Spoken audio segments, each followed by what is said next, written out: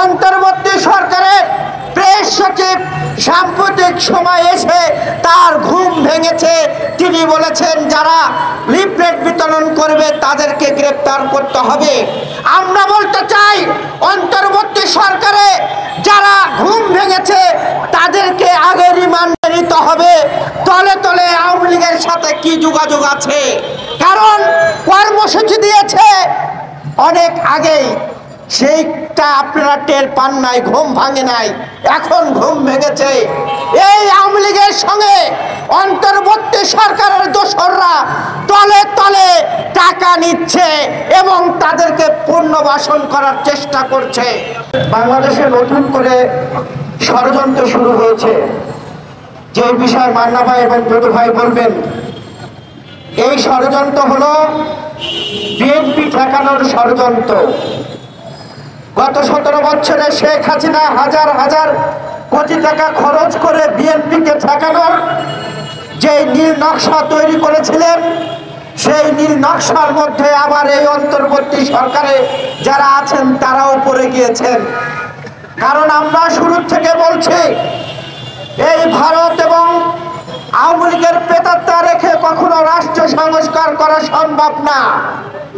যাদের সামনে যেই কোন মানুষ আওয়ামী লীগ দলকে প্রত্যাখ্যান করেছে, সেই আওয়ামী লীগ দল কর্মসূচি দিয়ে এই প্রশাসনে আওয়ামী প্রেতাত্মাদের সামনে লিফলেট বিতরণ করে, যেটা জাতির জন্য লজ্জা। আমরা বলতে চাই যে আইন শৃঙ্খলা বাহিনী সামনে যারা লিফলেট কর্মসূচি করে তাদেরকে আমরা প্রশ্ন করতে চাই, গত 17 বছরে আমরা যখন ভোটের অধিকার এবং গণতন্ত্রের জন্য মানববন্ধন করার চেষ্টা করতাম, আপনারা আমাদের মানববন্ধন করতে দিতেন না।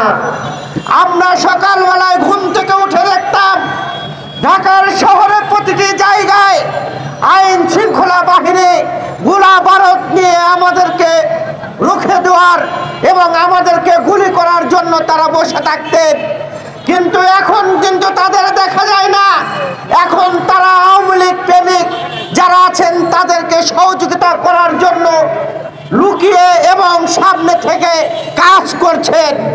অন্তর্বর্তী সরকারকে প্রশ্ন করতে চাই, আপনারা কেন তাদের তালিকা করে তাদেরকে অপারেশন করতে পারলেন না?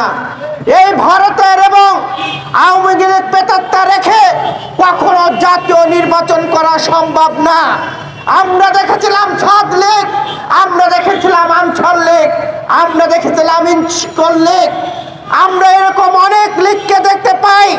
অন্তর্বর্তী সরকারের প্রেস সচিব সাম্প্রতিক সময় এসে তার ঘুম ভেঙেছে। তিনি বলেছেন যারা লিফলেট বিতরণ করবে তাদেরকে গ্রেফতার করতে হবে।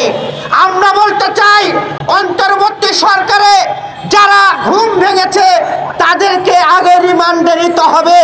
তলে তলে আওয়ামী লীগের সাথে কি যোগাযোগ আছে? কারণ কর্মসূচি দিয়েছে অনেক আগেই, সেইটা আপনারা টের পান নাই, ঘুম ভাঙে নাই, এখন ঘুম ভেঙেছে। এই আওয়ামী লীগের সঙ্গে অন্তর্বর্তী সরকারের দোসররা তলে তলে টাকা নিচ্ছে এবং তাদেরকে পুনর্বাসন করার চেষ্টা করছে। আমরা বলতে চাই আওয়ামী লীগকে যারা পুনর্বাসন করার চেষ্টা করবেন বিচারের আগে, তাদের বিচার বাংলার মাটিতে এদেশের জনগণ নিয়ে আমরা করব। যেমন 5ই আগস্টে আমরা শেখ হাসিনা এবং ভারতের আগ্রাসনকে তাড়িয়েছি। কাজেই তলে তলে যতই যোগাযোগ করেন কাজ হবে না। তলে তলে এদেশের জনগণ এবং রাজনীতিবিদরা যোগ হয়েছে আপনাদের মোকাবেলা করতে এবং আপনাদেরকে রুখে দিতে। সকলকে ধন্যবাদ জানিয়ে আমি আমার কথা শেষ করছি।